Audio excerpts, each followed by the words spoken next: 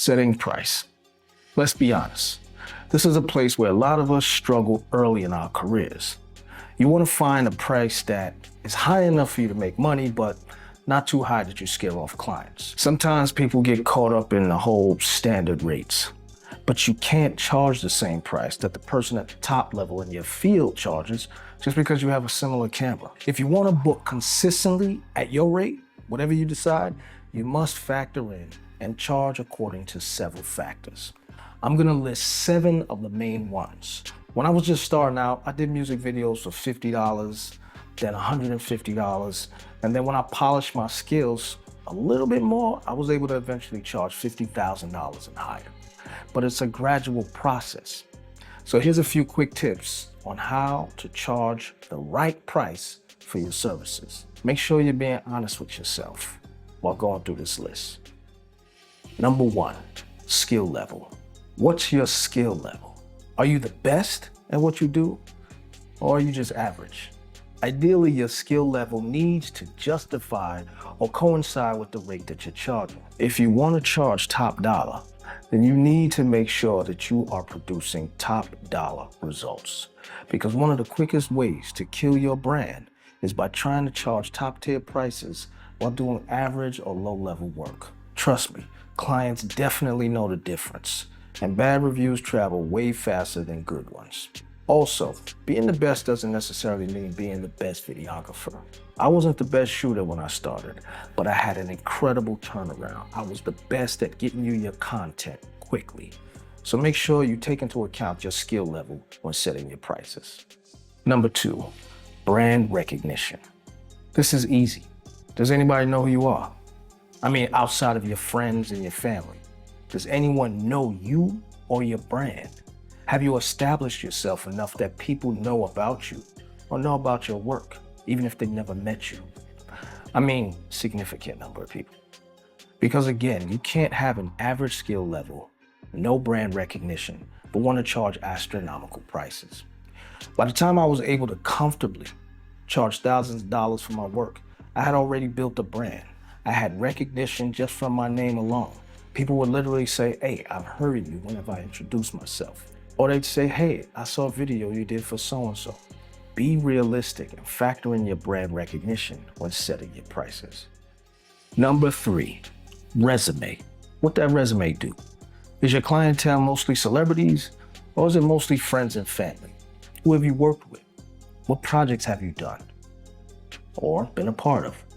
Which really means, have you been hired by any celebrities or well-known companies? Have you worked with anybody famous that people might know? That's what people really want to know. And again, does your price match that answer? But let me add this. You don't have to have a bunch of celebrity clients. You could also have a resume of just really dope work. Like I said in number 1, you might be the top at your skill level. And if so, then it doesn't matter if you have famous clients to a certain extent, as long as you are incredible at what you do. But the flip side to that is this: if you're that dope, you will get celebrity clients. Number 4, experience.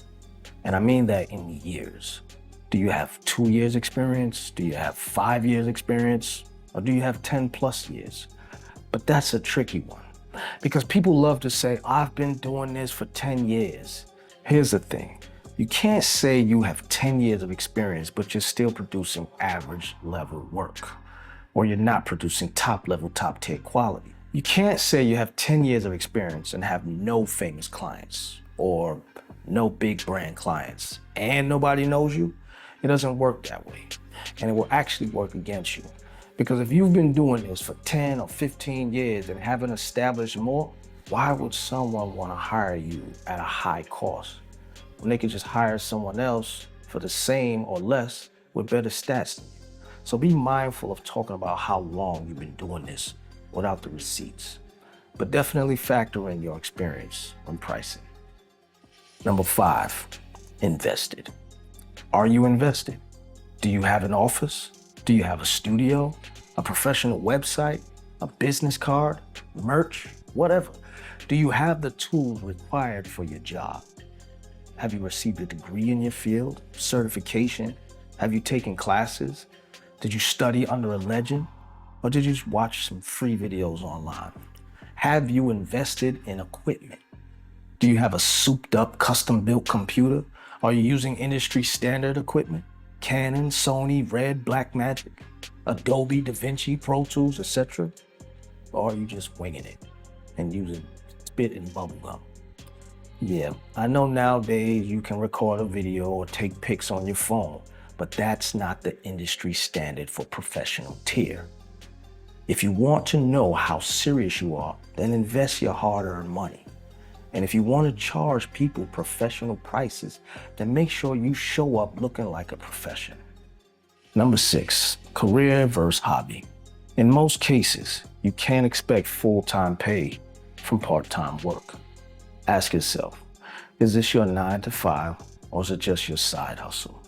This is important, especially when setting your price, because sometimes people who have a regular 9 to 5 will set their rates so low and underbid themselves because they already have a regular job paycheck coming in. Then sometimes people with no other job or source of income will overprice a job because the bills are due. Now, I know prices can change over time as you grow, just like it did for me. But ask yourself, why are you doing this? And use that answer to also help guide you in setting your price. Is it a hobby or is it a career choice? Are you in the game or are you just in the way? Number 7, cost to produce. Another major thing to factor into your cost is how much does it take financially to create what you want to create. For example, there was a time early in my career when I was doing mainly street videos for rappers. I had my camera, I had my computer, I had my lights, and I had time. So what else did I need? Not much.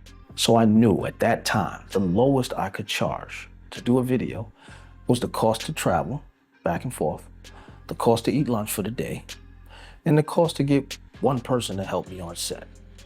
Once I did those calculations, I was able to comfortably charge a couple $100 and be content because all my expenses for the shoot were covered. Granted, I wasn't getting rich from it, but also wasn't going broke from it. I recommend that you all do this. Figure out how much it is going to cost you to do a job for someone and add a little sauce if you want, and then let that also be a factor in setting your rate.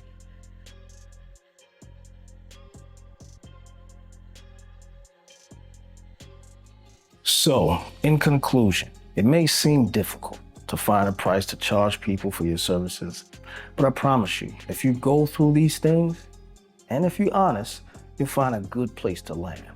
Thanks for watching. Sign up now for my full video course on music videos and video production.